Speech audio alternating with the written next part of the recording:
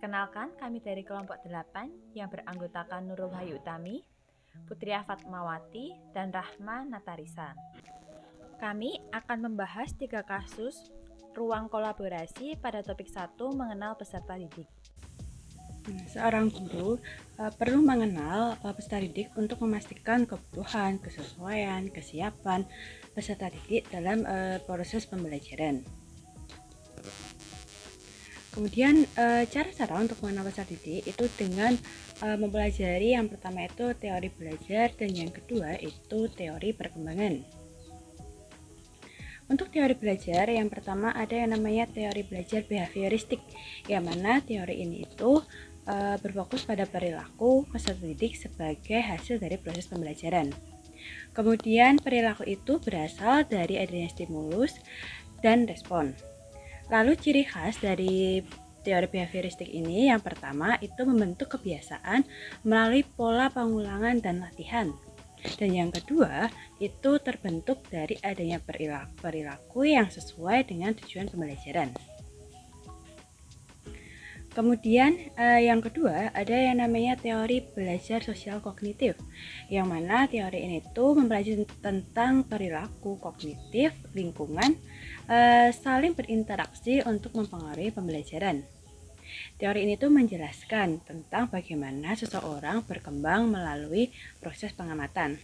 Lalu ciri khas dari teori sosial kognitif ini yang pertama itu berfokus pada pengamatan dan peniruan suatu kemampuan atau perilaku yang diperagakan oleh orang lain, yaitu guru. Dan yang kedua, cirinya yaitu akan memperoleh kemampuan jika mendapat kepuasan respon yang positif. Lalu yang ketiga, itu ada teori belajar konstruktivisme, yang mana peserta didik sebagai individu yang membangun pemahaman, membangun pengetahuan, dan memahami informasi melalui berbagai pengalaman yang telah dimilikinya. Untuk cirinya, yang pertama, belajar dengan membangun pengetahuannya sendiri. Dan yang kedua, mendorong peserta didik untuk berpikir kritis dengan kegiatan analisis, prediksi, justifikasi, dan mempertahankan gagasan atau pemikirannya. Lalu lanjut, yang keempat, ada teori belajar humanistik, yang mana peserta didik itu harus memiliki kemampuan self-regulated learning. Belajar bukan hanya mengembangkan aspek kognitif, tetapi juga sebuah proses yang melibatkan aspek afektif dan psikomotor. Untuk cirinya, yang pertama itu bertujuan memanusiakan manusia untuk membantu proses aktualisasi diri. Dan yang kedua, fokus belajar berada pada prosesnya bukan hanya hasil. Dan yang ketiga, tidak ada yang berhak mengatur proses belajar setiap individu. Perkenalkan, saya Putria Fatmawati. Di sini saya akan menjelaskan tentang teori perkembangan. Selanjutnya adalah teori perkembangan kognitif. Teori perkembangan kognitif dibagi menjadi 4 tahap.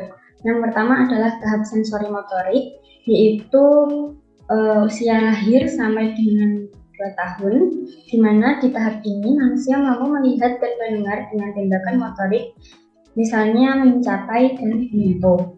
Yang kedua adalah tahap praoperasional, yaitu pada usia 2-7 tahun, di mana pada tahap ini manusia memiliki kemampuan berpikir, tetapi masih belum terorganisir dengan baik, masih mengenali lingkungan dengan tanda-tanda dan simbol. Kemudian yang ketiga adalah tahap operasional konkret, yaitu usia 7-11 tahun. Pada tahap ini manusia mampu memahami bahwa satu kuantitas akan tetap sama walaupun penampakan warnanya terlihat berubah. Dan yang keempat adalah tahap operasional formal, yaitu pada usia 11-15 tahun. Di tahap ini manusia mampu memecahkan masalah dalam bentuk argumen, menarik kesimpulan, memahami konsep yang abstrak. Selanjutnya adalah ada sebuah kasus. Kasus yang pertama adalah, bayangkan jika Anda seorang guru matematika di kelas 8. Saat ini Anda hendak menyampaikan materi mengenai matematika sosial, yakni mencari nilai rata-rata atau mean. Untuk memudahkan peserta didik dalam memahami pelajaran, Anda mencoba untuk membuat urutan atau langkah-langkah yang perlu diikuti oleh peserta didik agar dapat mencari nilai rata-rata pada sebuah soal. Anda meminta kepada peserta didik untuk mengerjakan soal yang Anda berikan. Hasilnya, peserta didik mampu mengerjakan dengan benar sesuai dengan langkah yang telah Anda siapkan. Beberapa saat kemudian, Anda meminta kepada peserta didik untuk mengulangi soal yang sama, tapi melihat urutan pengerjaan soal, dan peserta didik mampu mengerjakannya dengan benar. Nah, pertanyaannya adalah, apa yang membuat peserta didik mampu mengerjakan soal dengan baik pada percobaan kedua? Menurut kelompok kami, ada dua kemungkinan, yaitu yang pertama adalah peserta didik telah melihat dan mencoba urutan atau langkah-langkah pengerjaan soal yang didemonstrasikan oleh guru. Dan kemungkinan yang kedua adalah peserta didik telah berlatih mengerjakan soal yang diberikan oleh guru. Kemudian pertanyaan selanjutnya, dalam keadaan kegiatan belajar yang seperti apa metode di atas dapat diterapkan? Nah, kegiatan belajar tersebut dapat diterapkan yaitu dengan metode memberi instruksi atau latihan soal-soal. Dan teori belajar yang sesuai dengan kegiatan belajar ini adalah teori belajar behavioristik. Nah, karena guru mendominasi kegiatan pembelajaran dengan memberikan banyak instruksi. Guru juga memberikan banyak pengulangan pembelajaran berupa latihan agar terbentuk kebiasaan yang diinginkan. Lancar dalam berhitung. Nah, untuk pertanyaan yang pertama, apa yang dilakukan oleh Ibu Rina untuk membantu peserta didiknya ini lancar dalam berhitung disesuaikan dengan tahapan perkembangan peserta didiknya. Oke, dari hasil diskusi kelompok kami yang dapat dilakukan Ibu Rina, yang pertama, menggunakan gambar atau simbol yang dapat menyatakan kuantitas untuk mempermudah dalam proses berhitung. Misalnya dengan memberikan gambar ayam. Ada 3 ayam ditambah 2 ayam. Nah, nanti hasilnya ada berapa ayam gitu. Atau bisa juga dengan menggunakan benda-benda yang sering kita jumpai di kehidupan sehari-hari. Misalnya ada 10 sendok dikurangi 3 sendok, maka sisanya ada berapa sendok. Nah, seperti itu dengan menggunakan gambar atau simbol yang menyatakan kuantitas.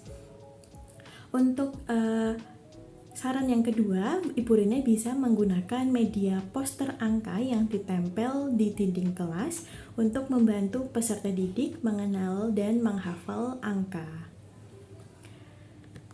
Pertanyaan yang kedua, mengapa kelompok kami menyarankan hal tersebut? Oke, tadi kelompok kami kan menyarankan untuk menggunakan gambar atau simbol yang menyatakan kuantitas, dan yang kedua, menyarankan untuk menempel poster angka di dinding ruang kelas. Alasannya kami menyarankan hal tersebut karena kami menganggap dalam kasus ini siswa kelas 1 SD ini berusia 7 tahun dan masuk ke tahap pra-operasional atau di usia 2-7 tahun ya. Ini berdasarkan teori perkembangan kognitif Jean Piaget. Nah, di tahap operasional dari umur 2-7 tahun ini, kemampuan berpikirnya masih belum terorganisir dengan baik. Namun, anak sudah mampu memahami realitas di lingkungan dengan bantuan tanda atau simbol. Ya. Jadi, mampu mengenali lingkungannya dengan bantuan tanda atau simbol. Nah, hal ini yang membuat kami menyarankan Ibu Rina melakukan 2 hal tadi. Baik, selanjutnya untuk kasus yang ketiga, ini ada Pak Made, seorang guru bahasa Indonesia yang mengajar di sekolah negeri wilayah Bali. Pak Made ini hendak memberikan materi terkait teks deskripsi kepada peserta didiknya. Nah, pada buku cetak yang menjadi panduan mengajar Pak Made, ini ada beberapa contoh teks deskripsi. Namun, teks deskripsinya ini berisi tentang bangunan-bangunan pencakar langit yang ada di ibu kota. Nah, dengan melihat latar belakang peserta didiknya, maka Pak Made berusaha menyesuaikan dengan memberikan contoh teks deskripsi yang berbeda dengan yang ada di buku cetak. Pak Made memberikan contoh teks deskripsi tentang pantai dan makanan-makanan yang ada di Bali. Untuk pertanyaan yang pertama, apakah pertimbangan dan keputusan Pak Made ini sudah sesuai? Oke, menurut kelompok kami, yang dilakukan oleh Pak Made ini sudah sesuai karena Pak Made berusaha untuk menyesuaikan materi pelajaran dengan lingkungan tempat tinggal dan peristiwa nyata peserta didiknya. Nah, berikut kami juga melampirkan sisi positif dari belajar melalui konteks nyata. Yang pertama, bisa melibatkan peserta didik dalam pengalaman yang praktis, dan yang kedua, proses belajarnya menjadi lebih relevan dan lebih menarik. Kemudian, untuk pertanyaan yang kedua, mengenai prinsip apa yang dilakukan oleh Pak Made dalam kasus ini. Oke, menurut kelompok kami, prinsip yang digunakan oleh Pak Made ini adalah prinsip CTL atau Contextual Teaching and Learning, di mana dalam pembelajarannya materi pelajaran ini dikaitkan dengan konteks dunia nyata. Nah, dalam kasus ini Pak Made berusaha menyesuaikan materi pelajaran yang ada di buku cetak, yaitu tentang teks deskripsi, dikaitkan dengan konteks budaya lokal yang ada di wilayah Bali, yaitu dari pantai dan makanan-makanan yang ada di Bali.